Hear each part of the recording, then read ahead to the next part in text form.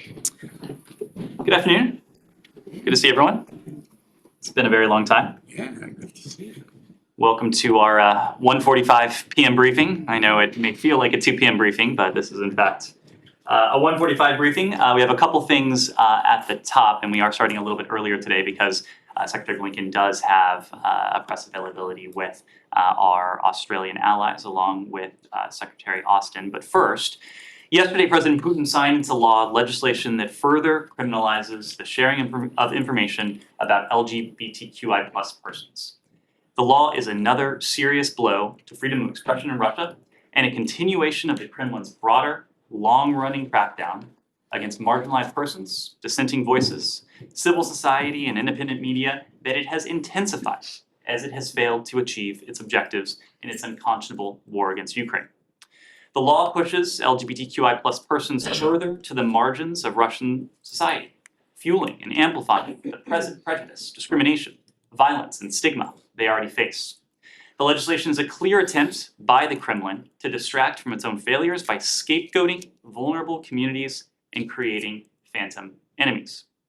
We stand in solidarity with LGBTQI+ persons in Russia and around the world who seek to exercise the rights enshrined in the Universal Declaration of Human Rights, which recognizes that all human beings are free and equal in dignity and rights. And next and finally, yesterday we announced the appointment of Kelly M. Fay Rodriguez as the Department's Special Representative for International Labor Affairs. This administration reflects the administration's commitment to empowering workers and to promoting the essential role labor plays in building economies, sustaining democracy, and protecting human rights around the world. Ms. Fay Rodriguez will lead the department's global engagement to advance internationally recognized labor rights to leverage foreign policy tools for the benefit of American workers. Prior to joining the department, Ms. Fay Rodriguez served as Trade and Labor Oversight Counsel for the U.S. House of Representatives Ways and Means Committee, and also held positions at the AFL-CIO and Solidarity Center. Secretary Blinken and the entire department welcome Ms. Fay Rodriguez to her new role. With that, happy to take questions. Thanks. I apologize for being a little late, so because of that, I'll defer to How my courteous. colleagues. Mary. Hi Ned, so I want to ask you about some of the strikes in recent days targeting Russian airfields, basically penetrating hundreds of kilometers deep into Russian airspace. What is the US view on these strikes?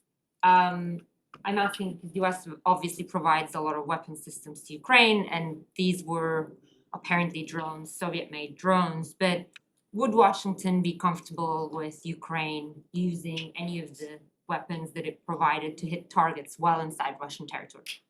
Humira, a couple things. First, I am not aware that anyone has officially claimed responsibility for the explosions that have taken place inside of Russia, apparently, over recent days. So I can't speak to what you're pointing to specifically, but I'll make a couple broader points. Since and even before the start of Russia's illegal, brazen invasion of Ukraine on February 24th of this year, the United States has provided our Ukrainian partners with precisely what they need to defend themselves, to defend their sovereignty, to defend their independence, to defend their territorial integrity. And the nature of that defensive security assistance has evolved over time. In the earliest days, it was to help Ukraine fortify itself for the forthcoming and then the what was at the time the present Battle of Kyiv. As Russia's brutal invasion went on and the nature and the location of the battle changed, we provided and we are providing Ukraine with precisely what it needs to take on that battle, to defend against Russian aggression in the east, in the north, in the Donbass, precisely where the battle has been more recently. Using this security assistance, the Ukrainians have demonstrated their effectiveness. They have demonstrated their grit, their determination to wrest back the territory that Russia has illegally seized from Ukrainian authorities. We are providing Ukraine with precisely what it needs to achieve those goals. But what about inside Russian territory? We have not provided Ukraine with weapons that it is to use inside of Russia. We've been very clear that these are defensive supplies. The president said very clearly some time ago, we are not enabling Ukraine to strike beyond its borders. We are not encouraging Ukraine to strike beyond its borders. Everything we are doing, everything the world is doing to support Ukraine is in support of Ukraine's independence, its sovereignty, its territorial integrity. Can I just pursue that a little bit? So not encouraging Ukraine to strike beyond its borders. Do you oppose Ukraine striking beyond its borders? We are providing Ukraine with what it needs to use on its sovereign territory, on Ukrainian soil, to take on Russian aggressors. Russian aggressors that have crossed over the border, that have attempted to, in some cases, illegally annex territory, that in some cases, where in some cases Russian forces are illegally occupying Ukrainian territory. We are providing our Ukrainian partners with what they need to take on that very threat. I'm sure you have seen media reports that US modified HIMARS before providing them to Ukraine to prevent them from, using long-range attacks. Is that the case? I'm just not in a position to speak to that. I would refer you to the Department of Defense if they can offer any more details. But again, the broader point is that we are providing our Ukrainian partners with precisely what they need to take on the threat that they are facing on their sovereign territory, on their sovereign, independent Ukrainian soil. And the Ukrainians, time and again, from February 24th until even recent hours, have demonstrated their effectiveness, have demonstrated their determination to use this security assistance to good effect. And we're seeing the results of that every single day. Thanks so much. To follow up on the Secretary's statement earlier this morning on phony off-ramp, while we appreciate the point, but timing of it is also very interesting because the latest off-ramper comes to our mind is President Macron. I wonder how do you view President Macron's point on that, which, according to Ukrainians, sort of justifies the Russian attack in the first place. They were talking about sort of security guarantee. And also, is that how you view quote-unquote frozen conflicts moving forward? So the Secretary had an opportunity to discuss an aspect of this last night. And the point the Secretary made last night is one that you've heard from him, you've heard from other leaders, foreign leaders as well in recent days. Essentially, we want peace. The Ukrainians want peace. The transatlantic community wants peace. What we don't want is a pause. Because if we have a pause instead of peace, we know that President Putin will use that pause to retool, to refit, to regroup, and to, in all likelihood, go back into Ukraine with renewed vengeance. And that is not in the interests of a just peace. It is certainly not in the interests of a durable peace. When it comes to this idea of a just peace, we have heard very clearly President Zelensky outline his vision for a just peace. He did so in some detail during the G20. He appeared by video conference, spoke to the other parties of the G20 and went into some detail. We believe in this idea of a just peace. President Macron, for his part, was of course in Washington just last week for the state visit. And we heard very clearly President Macron standing right next to President Biden at the White House also embrace the idea of a just peace. We are, as are the Ukrainians, committed to doing everything we can to support Ukraine as it attempts to end this aggression. But if this aggression is going to be ended in a way that is durable, it has to be just. And in order for it to be just, it in some ways also has to be durable. So we're looking at all of this, but as we do, we're seeing very clearly that even as President Zelensky outlines his vision for a just peace, we're seeing this split screen phenomenon. We are seeing missiles, bombs, mortars, shells continue to rain down on Ukraine. And in fact, what was especially jarring is what we saw during the G20. Almost simultaneously to President Zelensky's address to the countries of the G20, we saw renewed and especially horrific Russian attacks, once again targeting energy infrastructure. What are essentially civilian targets? The ongoing Russian effort, an effort that has been ongoing since October, to turn off the lights, to shut off the water, to weaponize winter, as we've heard from our European allies, to essentially starve Ukrainians into submission. That is why when when Secretary Blinken was in Bucharest last week at NATO, we spoke of our emphasis now, our concurrent emphasis, not only on the security assistance we've already talked about, but on the contributions that we are making to Ukraine's electricity grid. We announced more than $53 million in what is essentially immediate relief for Ukraine's electricity grid.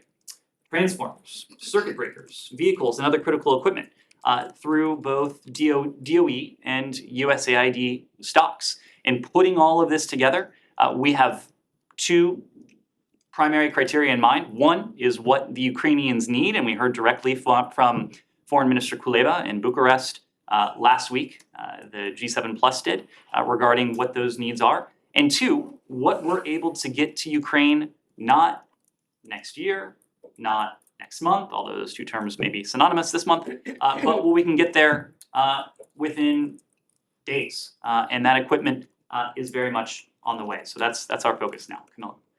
There was a video of President Putin driving in a Mercedes across the bridge, connecting to Crimea.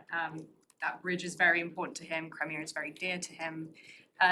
Does the US think that that a peace would be more elusive if Ukraine starts to edge towards beyond the February 24th boundaries and towards Crimea?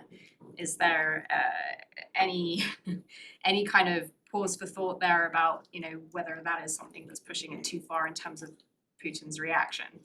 Well, in terms of President Putin's field trips, not going to comment on those beyond making the point that it's clear he is not able to achieve a victory on the battlefield, and in its place, he is looking for a victory in the messaging space. When it comes to propaganda, that's clearly what that was, nothing more. Your question regarding the ultimate goals of Ukraine's efforts to retake its territory. You've heard this from us before, you've heard this from us consistently. It is ultimately going to be up to the Ukrainians to decide what their objectives are. Now, right now, the battle that is being waged is in the south, it's in the east, it's been in the Donbass. That is what Secretary Blinken referred to last night. We are providing Ukraine with what it needs to take on the battle where it is right now. But ultimately questions of Ukraine's determination to retake territory that has been captured since February 24th, or even prior to February 24th, if you go back to 2014, those are questions for the Ukrainian government as the democratically elected representative of the Ukrainian people. Yes. Just to follow up on that, could you just clarify Secretary Blinken's comments last night? I mean, where he said, among other things, that the focus of the U.S. is to help Ukraine take back territory that's been seized from it since February 24th. That kind of just to follow kind of on Precisely what I just outlined to Camilla. He was making the point that we are at every step. We have provided Ukraine with precisely what it needs to take on the battle that it is facing in that very moment. In this moment, the battle right now is in the south. It's in the east, and we are in territory that Russia has attempted to illegally seize or control since February 24th. He was responding to a question about the contours of the battlefield right now. Ultimately, the contours of that battlefield going forward, that's going to be a question for the Ukrainian government. So it's not like the U.S. is in charge of Crimea or other parts of the Donbass. the ultimate goal? I mean, you guys, would you help Ukraine if that's what they wanted to recapture those lands? Is the US willing? We are going to stand with Ukraine for as long as it takes for Ukraine to regain its sovereignty, its independence, its territorial integrity. But the exact dynamics of that, that's going to be up to the Ukrainian people. Right, now, before we leave this subject, but, I mean, you talked about his drive over this bridge as a field trip, right? But it's not really, it wasn't really a field trip. I mean, do you really, is that really the view of the administration? That this was some kind of lark? I wasn't promulgating official policy by calling it a field trip. I was- Because presumably you think that he would still need a passport to get into Crimea, correct, right? Matt, my point was, and maybe you were missing the forest for the trees, which Maybe, you're the one who, like, you know, said it was a field trip, and it's not for you to comment on President Putin's field trips. What other trips? Matt, travels- I have been on high school trips field trips where passports have been required, so I'm not sure that this line of questioning is all that productive. Well, no, but- I'm just wondering, I mean, do you really think that it's something that is so your notice? I mean, it seemed like a pretty significant thing. This is a bridge that was damaged not so long ago, and he's gone over it to restate the Russian claim on Crimea.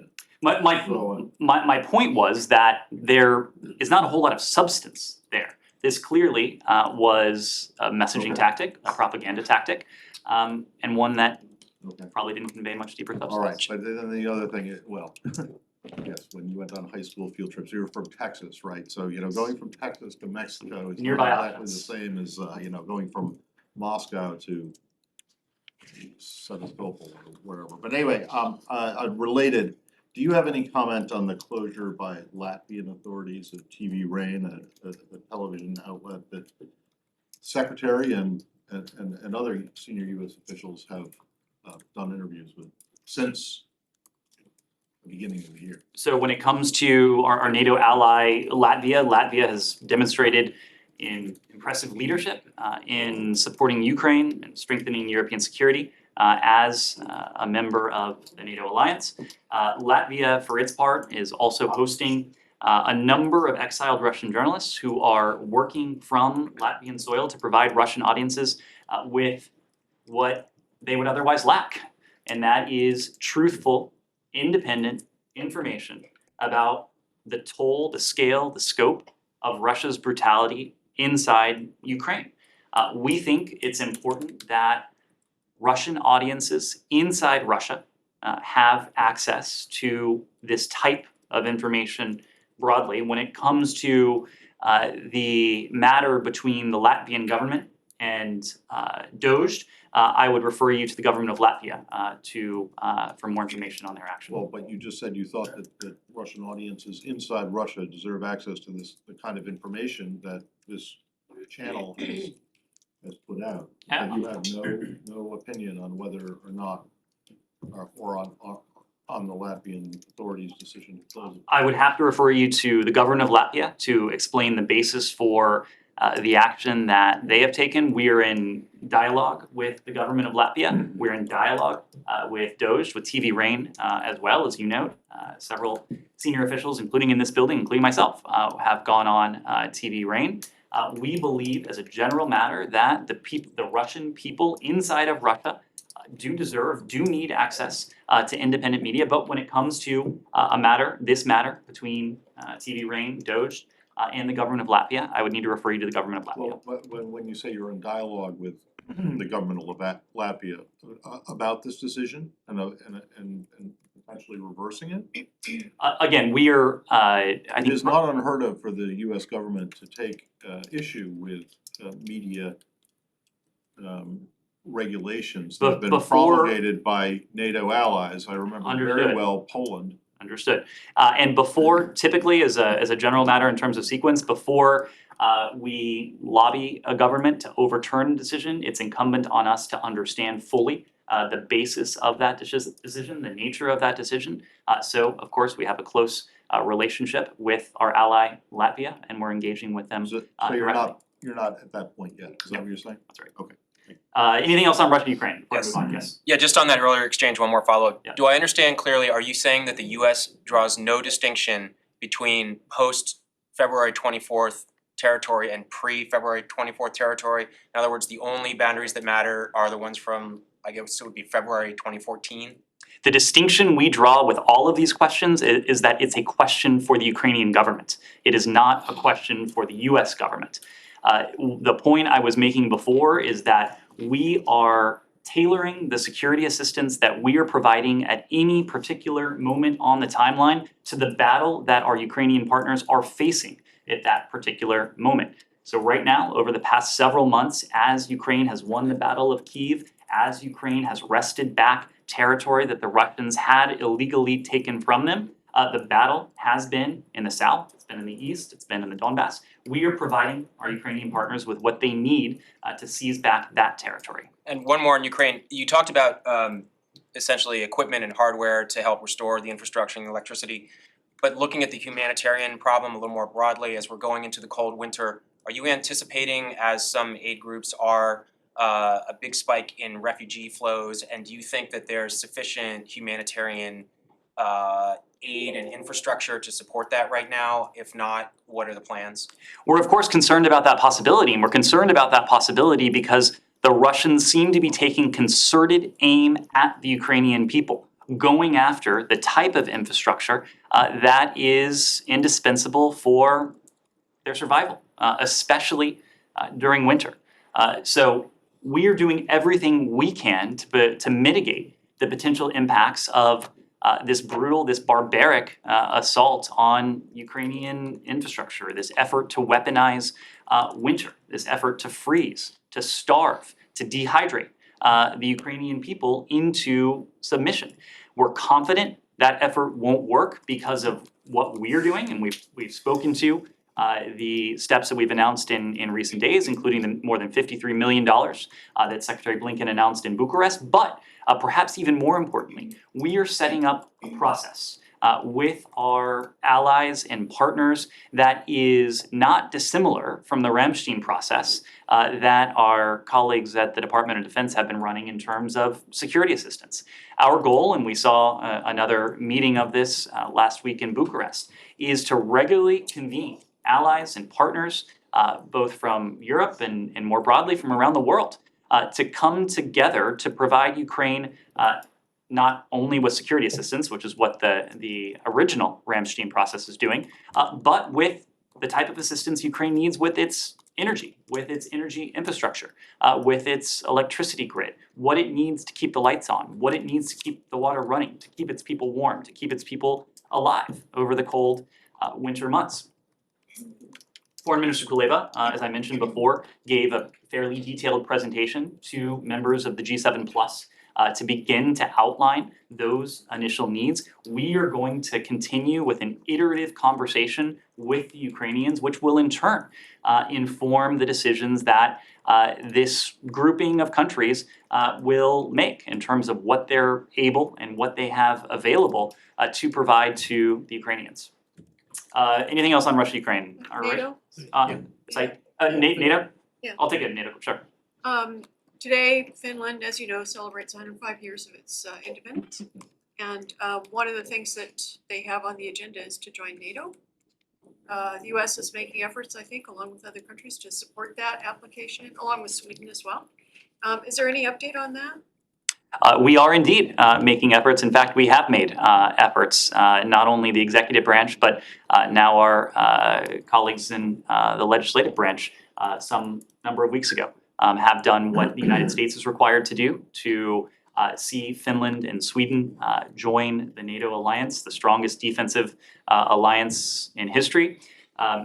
We are continuing to have conversations, but more importantly, the Finns, the Swedes, Secretary General Stoltenberg, they are having conversations with their Turkish counterparts as Turkey continues to be in conversation with Finland, with Sweden, on elements of the tripartite memorandum that those countries signed in June in Madrid this past year regarding the accession of Finland and Sweden into NATO.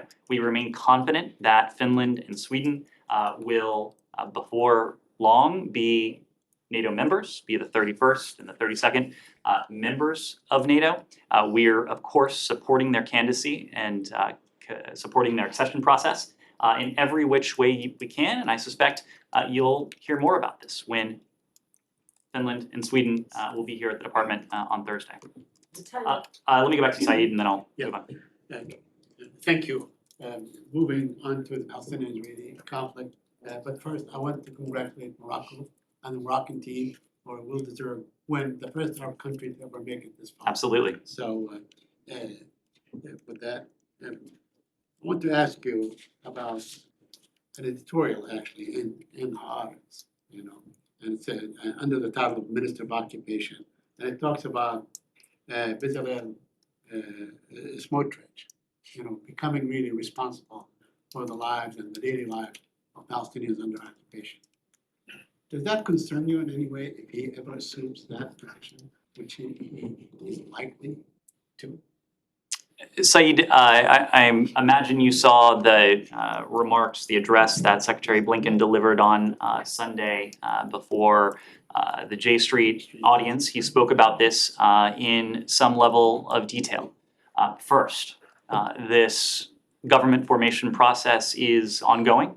The coalition government is not fully formed, nor is it in place. So it's premature for us to weigh in on the specifics. But there are several broader points that the Secretary made in those remarks.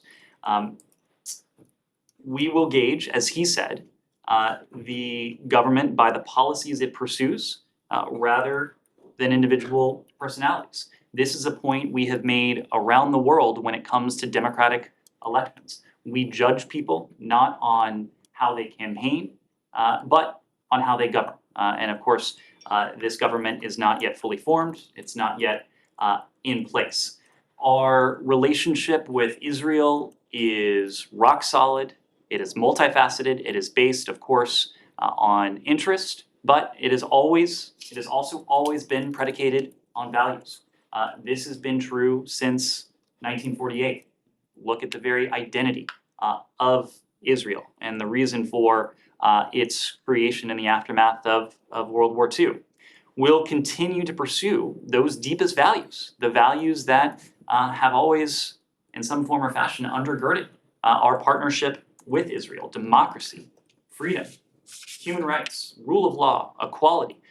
The idea that all people, regardless of who they are, should have the opportunity to reach their full potential. That's precisely what the Secretary said at J Street.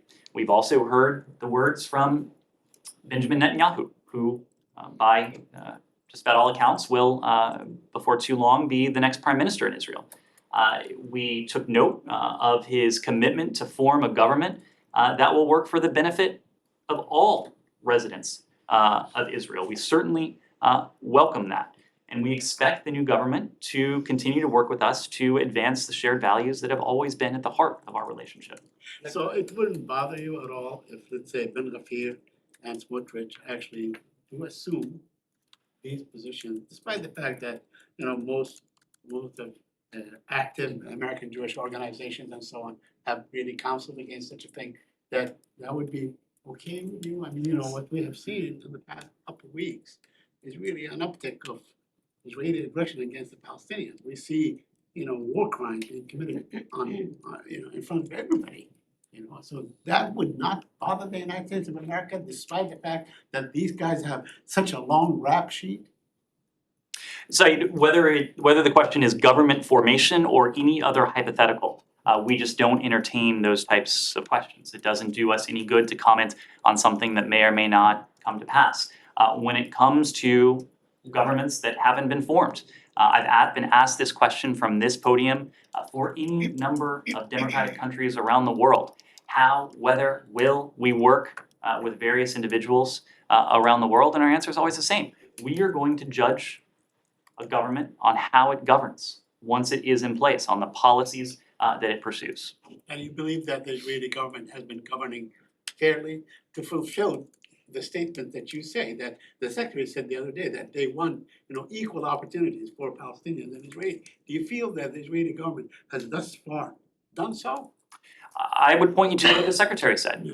It is certainly the case that the Palestinian people don't feel that they have equal measures of democracy, of security, of freedom, of dignity. That is undeniable. There are any number of challenges, and the Secretary gave a 22-minute set of remarks on Sunday. He was able to barely scratch the surface of where we are in terms of a two-state solution, so I won't even attempt to go into it here. But beyond saying that there are a number of challenges, these are challenges that we seek to address in partnership with Israel, with whichever government sits in Jerusalem. These are challenges that we seek to address with the Palestinian people, with the Palestinian Authority. And lastly, I just want you to comment on two incidents. One, as the whole world saw, an Israeli policeman shoots at point blank an unarmed Palestinian. And the second, that the Israeli army barred a rights group from entering Hebron. What if you would comment on that? Well, with both of these, we are deeply concerned by the intensifying violence that we've seen in recent weeks in the West Bank. We reemphasize the need for all parties to do everything in their power to de-escalate the situation. We believe that it's vital that the parties themselves take urgent action to prevent the even greater loss of life within the West Bank, within Israel more broadly. The recent period has seen a sharp and alarming increase in Palestinian and Israeli deaths and injuries. Children. We continue to emphasize to both parties, to Israelis and to Palestinians.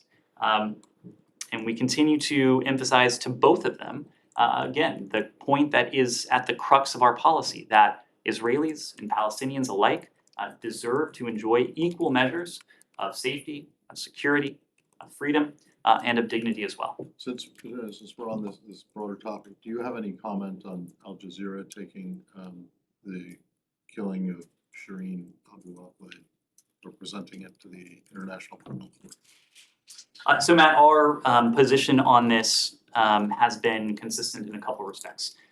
First, when it comes to the killing of Shireen Abu Akleh, we have expressed both in person, we've expressed publicly our deepest condolences to her family in the aftermath of her killing. She was a US citizen, she was an intrepid reporter, her journalism was known to audiences around the world. She was known to people in this building and to our officials in the region as well. We've had a number of conversations with her family, with other stakeholders as well. We've also spoken at some length regarding the circumstances of her killing. Of course, you know, we've issued a statement on this in July. When it comes to the ICC, we maintain our longstanding objections to the ICC's investigation into the Palestinian situation in the position the ICC should focus on its core mission, and that core mission of serving as a court of last resort in punishing and deterring atrocity crimes. Okay, so have you made any representations to the court? I noticed that, you know, your war crimes envoy was there, or at least made some comments talking about how you want to get back in, or, you know, enhance the rather strained relationship that the US has had with the ICC. Have you made this point to them, or have you made this point to Al Jazeera, that you think that it's inappropriate for them to take it to this forum? So my understanding, Matt, is that this was a proposal that was floated with only in recent hours, only today, by Al Jazeera. So I don't know that it has been a topic of discussion. I don't know that it would be a topic of discussion unless we had representations from the ICC that they were going to take an opinion one Okay, way or well, another I mean, on this. she was an American citizen. Of course. So there is, you know, it's not like you have no interest in it Of at course. all, but you oppose it. We oppose it in this case for the reasons that we've And discussed. then two things that you mentioned, when you said that it's undeniable that the Palestinians don't feel that they have equal justice or opportunity. Is it undeniable to you that that is the case, or is it only undeniable to you that they feel that way? It is undeniable that that is the case. That is the case, okay. And so then when you said earlier, prior to that, when you said that Prime Minister designate Netanyahu ran on a campaign that said that his government would benefit, would work to the benefit of all residents of Israel. Are you including Palestinian residents of the occupied West Bank as residents of Israel? This was a statement from Benjamin Netanyahu. It wasn't a statement that I came up with, so you need to direct that question to Benjamin Netanyahu as to what he meant by that. But all citizens of Israel should be treated with equality under the law. Their human rights should be protected. Well, that's different than what you said. You said residents before. Now you're saying citizens of Israel. So do you regard Palestinian residents of the West Bank to be Israeli citizens? So this is a They don't. this is So a do you? this is a question for Israel regarding how it Well, yeah, but recognizes except or that you does started not. the entire thing when when you were asked about the appointment of right-wing figures, potential appointment of right-wing figures to the incoming government, you said we judge people not on how they campaign, but how they govern. And then you went and said that Prime Minister designate Netanyahu campaigned on the idea that his government would work for the benefit of all residents of Israel. That was a quote. It was a direct quote. Well, okay, fine, but the problem with it is that you're repeating it, you're accepting that is the idea, and which is fine. No, I But Matt, it doesn't, but which is Matt- fine, but I just wanna know. but when you- you're also when- you're also putting words in my mouth. I said we welcome the statement from Benjamin Netanyahu. That's Is going to govern in the that's future, correct. right? Okay, so then that brings me back to the question of when you refer to, or when he refers to all residents of Israel, which is the quote that you used, do you believe that that includes Palestinians who are resident in the West Bank?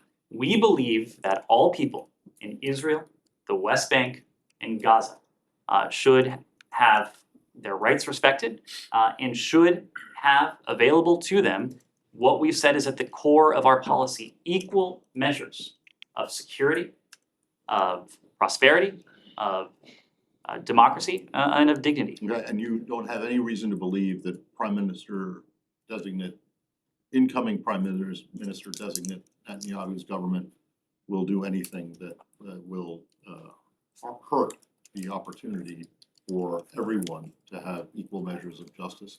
I will go back precisely to what I said to Said. We are not going to prejudge. We will make those conclusions based on how the incoming government actually governs. Can I just follow up on one point there? You said that it's a position of the US that the ICC should be a court of last resort. Is it the view of the United States that the entire process has been exhausted in Israel, that Israel has done all it can to investigate this, and to take corrective actions potentially? We've said consistently that this needs to be investigated and that ultimately it needs to culminate in accountability. We continue to have conversations with our Israeli counterparts about the importance of accountability in this case, and those are ongoing. Right, but I'm just wondering one thing, so because Israelis have ruled out doing further investigations on this, they've carried out one and they're sticking to this. You don't seem to think ICC is the right place, so where does that leave your own comment about like there's gotta be accountability? When there's we've gotta be more spoken investigating? of accountability in this context, for a variety of reasons that we spoke to in July and more recently, we have talked about procedures, processes that the IDF as a professional military outfit would be able to institute on its own. Whether it is in terms of rules of engagement, whether it's in terms of broader protections for non-combatants and civilian life. Yes. Thank you, Ned. On Bangladesh, as many times you are urging Bangladesh authority, for freedom of press, freedom of association, and I'm asking question on Bangladesh, and very recently I faced the DSA and government filed cases against me under the Digital Security Act as I asked that question in this briefing room. But on Bangladesh, but I'll not leave from my free journalism. I'll keep continue. But on Bangladesh, the current authority is very much attacking on freedom of assembly and freedom of association as main opposition scheduled for their grand rally on December 10. And just ahead of this, at least 3,850 opposition leaders, workers, and their family members have been arrested by the police, by the government. So what is your comment on that and how you are observing as very recently SCS senior officials visited Bangladesh? Well, let me start where you started, because I think it's important. We're of course aware that you and some of your colleagues, Pinaki Bhattacharya, Mufizur Rahman, have been charged under the so-called DSA, the Digital Security Act. We have made our concerns about the DSA very clear. We've done so in our human rights report. We have had frank and candid conversations with our Bangladeshi partners as well. Freedom of expression should never be criminalized. It should never be a source or a subject of duress or intimidation. Likewise to the second part of your question, we're concerned about reports of intimidation and political violence in Bangladesh. We call on the government to respect and to protect the fundamental freedoms of expression, association, and peaceful assembly. We're also concerned about reports of police harassment, arrests of opposition party members, and restrictions on the ability of the opposition parties to meet and to hold peaceful rallies. We call on all parties in Bangladesh to respect the rule of law and to refrain from violence, from harassment, from intimidation as well.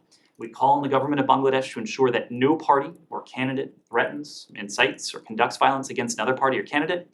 Genuine elections require the ability of all candidates to engage voters free from violence, harassment, intimidation, and we encourage the government authorities to investigate these reports of violence thoroughly, transparently, and impartially, and to hold the perpetrators to account.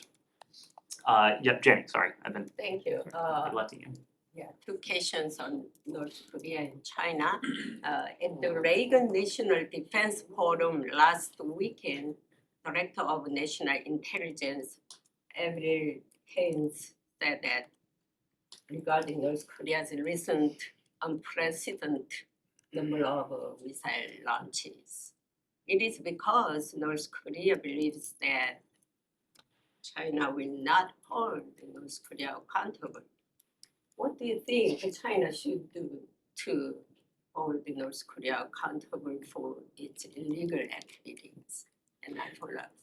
Well, without being prescriptive about what might come next, we think it is important that all UN member states, especially important that all members of the UN Security Council, and especially important that all permanent members of the UN Security Council enforce the resolutions that the UN Security Council itself has passed.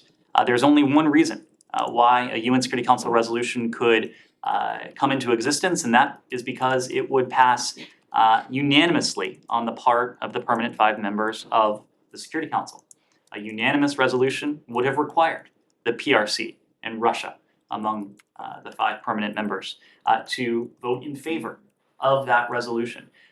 We think it is incumbent, and in fact, it is required under international law for countries to fulfill their obligations that come into force with a UN Security Council resolution. So you can go through the litany of resolutions that have been put forward in the aftermath of the DPRK's provocations over the course of years and years now, and determine for yourself what it is that Russia and the PRC should be doing, and in many cases, what it is that they're not doing. The DPRK's nuclear weapons program and its ballistic missile program, it is a threat to the entire region. It is not just a threat to the United States, and our treaty allies. It poses a destabilizing threat to the entire region, and that is why not only the region, but countries around the world should come together, hold the DPRK to account, to push back on its provocations, but also to ensure that the global non-proliferation norm isn't further eroded by countries like the DPRK that consistently flaunt UN Security Council resolutions that have been unanimously passed by the Permanent Five. Second question, China has police stations all over the world, known for over 100 places. In fact, it was reported that this was a disguised location for espionage. How many are there in the United States, and do you have any information on this? Well, we're aware of these reports. Of course, for any questions regarding U.S. law enforcement actions, we'd have to refer you to the Department of Justice and the FBI. But more broadly, because this isn't just a phenomenon in the United States, it's something that we've taken note of around the world. We continue to be concerned about PRC transnational repression. We take this issue very seriously. It's important to note that even though you're referring to these so-called unofficial police stations, the underlying issues that these reports have surfaced are not at all new. The report describes part of the PRC's transnational repression efforts, where PRC officials reach outside their borders to harass, to surveil, to threaten individuals around the world, including in the United States, to silence those critical of its government. This is a phenomenon that unfortunately is not unique to the PRC. It's something that we've called out on the part of other governments around the world, and we'll work to counter it regardless of where it's coming from. Yes. Thank you. This is about religious freedom in South Asia. This is the third year in a row that U.S. Commission on Religious Freedom and other organizations requesting and demanding U.S. State Department to include India into CPC countries. It is just not only about torturing or killing of Muslims, Christians, and others. It's also about BJP-led government Citizenship Act, which provides fast-track citizenship to only non-Muslim migrants from Pakistan, Afghanistan, and Bangladesh. Secretary Blinken spoke about it. Ambassador Shah spoke about it and expressed their concern. So what really is the reason to not include India into CPC countries? Well, we released the religious freedom designations on Friday. These designations are based on the totality of circumstances, on the totality of reporting that we have been able to gather over the past year. Not only that we've been able to gather ourselves, but information that's been assimilated, that's been provided and drafted by others as well. When it comes to India, India, of course, is the world's largest democracy. It's home to a great diversity of faiths. Our annual report on international religious freedom outlines some of the concerns we've taken note of when it comes to India. And we continue to carefully monitor the religious freedom situation in all countries, and that includes in India. We have encouraged, we will continue to encourage the Indian government to uphold its commitments to protect religious freedom for all, and we engage officials regularly on steps they can take to advance religious freedom. As the world's two largest democracies, the United States and India, we're also committed to an enduring project. This is the project that Secretary Blinken spoke to previously, the project that, as our founders put it, of striving to form a more perfect union. This is a project for both of our countries. We have worked together and we can work together to show that our democracies can meet our people's needs. We must continue to hold ourselves to our core values, including respect for human rights, like freedom of religion and freedom of belief or expression. That in turn makes our respective democracies even stronger. Secretary Blinken, given the totality of the facts and the circumstances, determined that religious freedom concerns in India do not warrant a country of particular concern designation or placement on the special watch list. But of course, these are conversations that we continue to have with our Indian partners and with partners around the world. So U.S. Ambassador in Islamabad, Pakistan met with Imran Khan's party's leadership. And after that meeting, the spokesperson from Imran Khan's party says that they have no problem with the United States, but they have the problem with Mr. Donald Lu. So I was just confused. Donald Lu or State Department, US are different. I can confirm that Don Liu is in fact the Assistant Secretary for our Bureau of South and Central Asia here at the State Department. He is a senior official at the Department of State, but I'm not in a position to confirm any meetings that our officials in Pakistan may have had with any particular individual and group. It is true that whether in Pakistan or around the world, we meet with a range of political stakeholders in the course of our work. Yes, in the back. Yeah, Ned, do you have any new message for President of Turkey since he decided to invade Syria and attack your allies, the Kurds? Our message on this has been consistent. It's been consistent ever since our concern about this arose. We've continued to make clear both publicly but as well as privately that we strongly oppose military action, including a potential land incursion that would further destabilize the lives of communities in Syria and risk, importantly, the global coalition's hard-earned progress against ISIS. All parties, we believe, should immediately de-escalate. That is a message we've consistently sent in recent days. Escalation in Syria and along the Turkish-Syrian border would be dangerous. It would be a threat to the safety of civilians and potentially even US personnel, as we've seen with recent attacks. We remain concerned by escalating action in northern Syria, including recent airstrikes, some of which directly threaten the safety of US personnel who are working to defeat ISIS.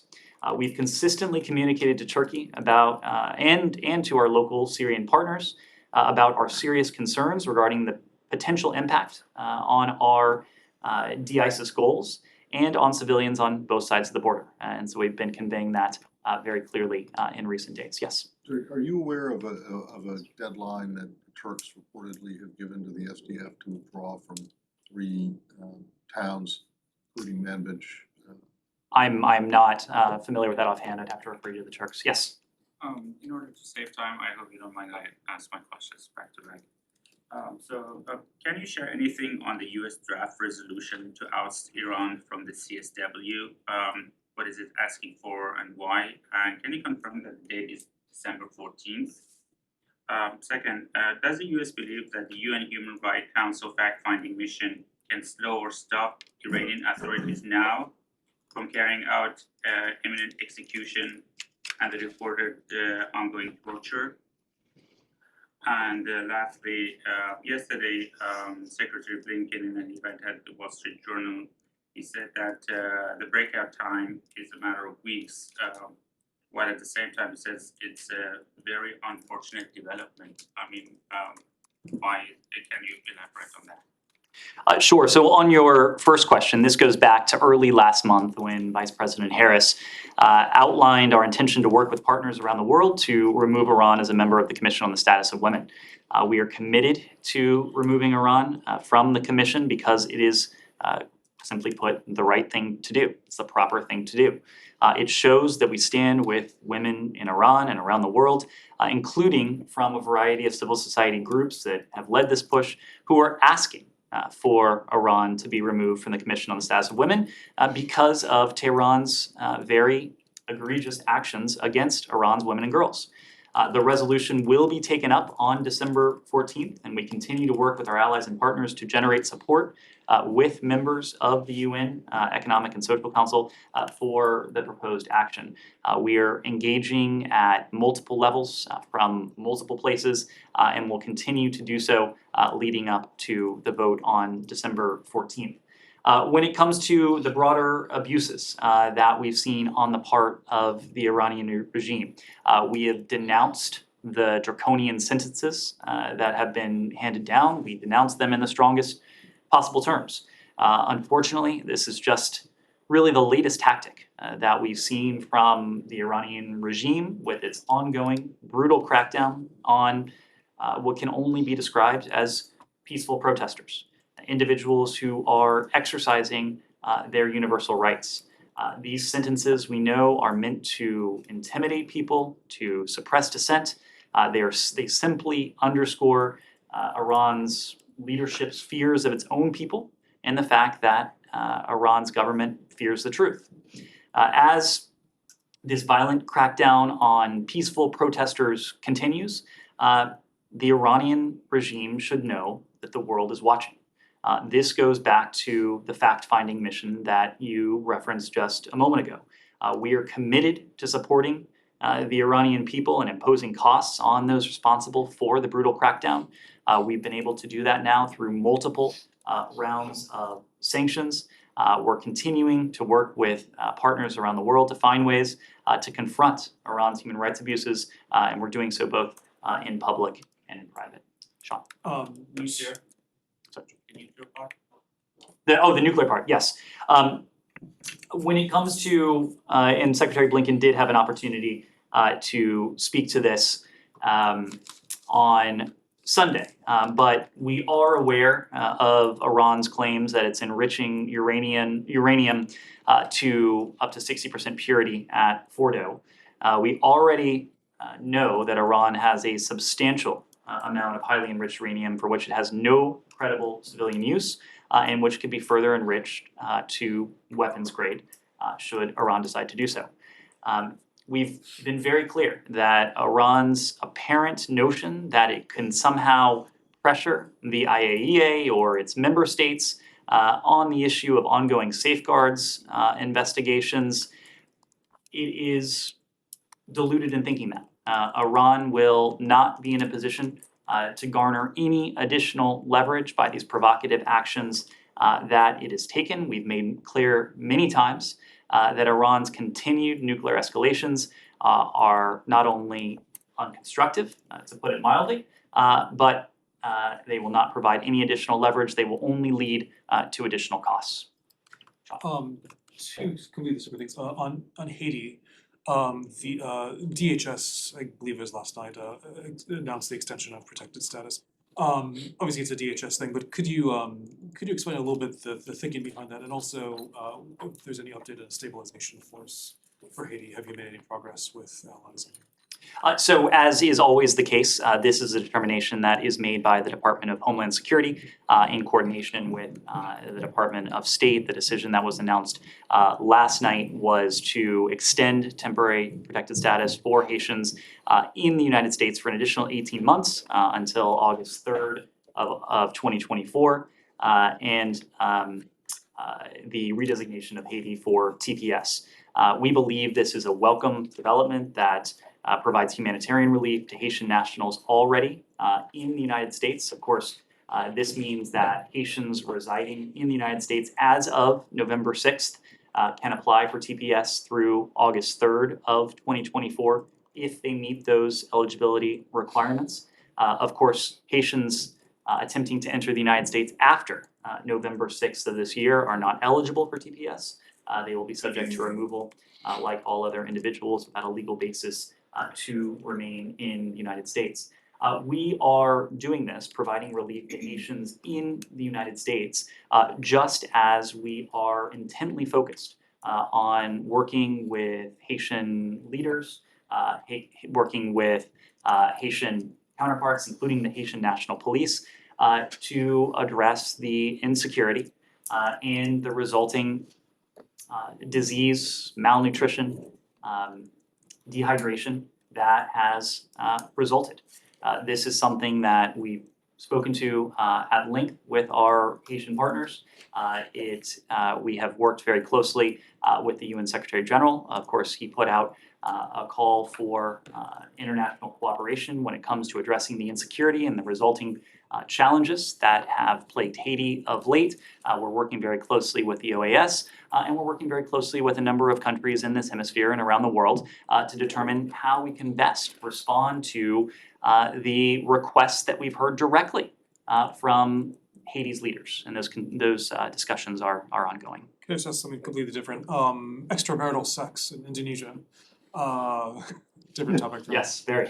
Do you have any comment on Indonesia moving ahead with outlawing it? Particularly, I mean, in all seriousness, there's I believe, restriction on cohabitation between unmarried partners. Does the U.S. have any comment on that, and would that affect travel advice perhaps for Americans? So this is something that we are closely monitoring. We're closely monitoring the revised criminal code that was passed by Indonesia's parliament. We understand it will now go to Jokowi for his signature.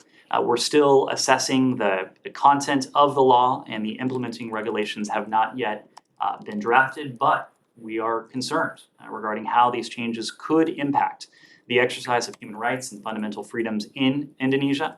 We're also concerned about how the law could impact, to your question, US citizens visiting and living in Indonesia, as well as the investment climate for US companies.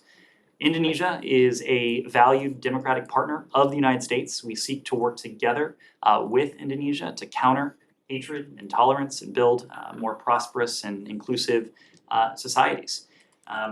We'll continue to do that by supporting democracy and promoting respect for human rights. We know that can help to create a more stable, secure, prosperous region and beyond. Yes. On Iran, you were talking about the nuclear program. My question is that at the moment there is no prospect of finding a diplomatic solution for, excuse me, diplomatic solution for Iranian nuclear crisis. So why you don't have a clear strategy? How are you going to deter the Iranian nuclear ambitions? Are you waiting for an alarm to go on somewhere saying that Iran has started the military nuclear program, and then what after that? So a couple points. President Biden has made a very solemn commitment to the fact that Iran will never obtain a nuclear weapon. We are determined to see that that is the case.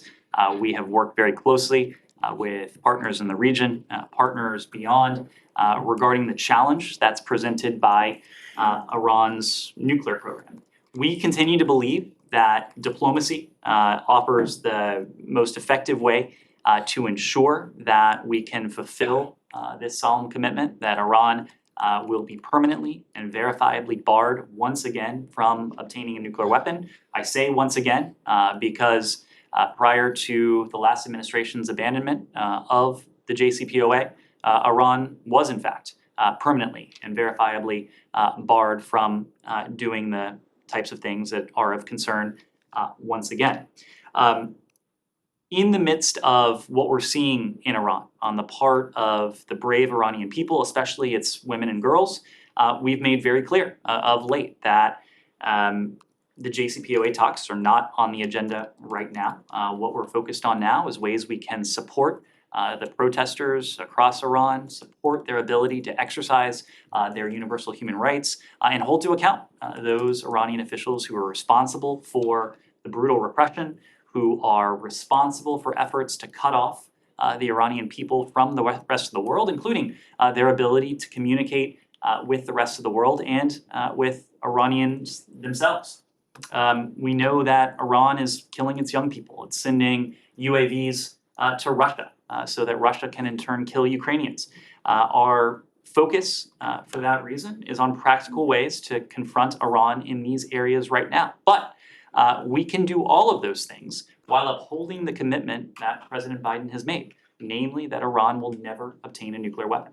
But the IAEA has no eyes in Iran, so you really cannot make sure of that. And we don't see any concrete development. If you want to support Iranian people, we don't see any concrete support other than sanctions or technology support. And when it comes to nuclear, it's just up in the air. We don't see any concrete development again. And other question is about supporting Iranian people. Let's assume that the boldest demand of Iranian people is regime change. Do you support that? We support the ability of the Iranian people to exercise their rights, to demand what it is that they seek. These are questions that are up to the Iranian people. This is not for us or anyone else to decide, of course, because in the first instance, this is not about us. It is not about the United States. The Iranian regime would like nothing more than for this to be about the United States. What the Iranian regime fears is its own people.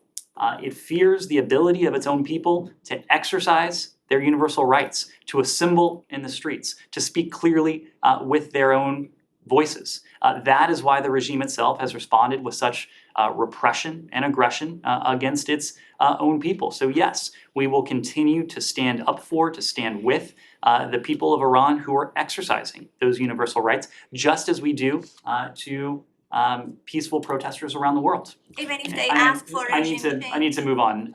Yes, An final question? update on the. Let me go, I have not taken a question from you. I would like to ask regarding Taiwan. During the APEC in Bangkok last month, Secretary Blinken was reported to meet with the TSMC founder, Morris Chang, who acted as envoy of Taiwan for APEC. Can you confirm on that report? And what was the topic of those discussions? I don't have any meetings to confirm, but of course Morris Chang was there at APEC. The secretary had an opportunity to speak to a number of participants on the sidelines, but just no particular conversations to read out. Saeed, a quick final question? I just wanted to follow up on Iran, if you have any update on the alleged disbanding of the Moor police. Yes. Sorry, what was it? One more time? It's on the alleged. Oh, the disbanding of the morality police. The Moor police. Look, we have seen comments by various Iranian officials over the past 48 hours. These comments have been ambiguous. In some cases, these comments have been entirely vague or contradictory. Sadly, nothing we have seen suggests that Iran's leadership is improving the treatment of its women, girls, or ceasing the violence it inflicts on peaceful protesters.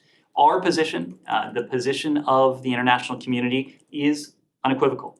Women in Iran should be free from restricted dress codes, violence and harassment. The people of Iran should be able to peacefully express themselves however they wish, free from intimidation, free from violence at the hands of the state. When it comes to the morality police, it continues to be somewhat unclear, somewhat contradictory, but what we can say is that we're aware of reports of patrols by this so-called morality police, this very entity, and aware that these patrols have actually increased in recent days. So we'll continue to watch this closely. Thank you, everyone. Thank you.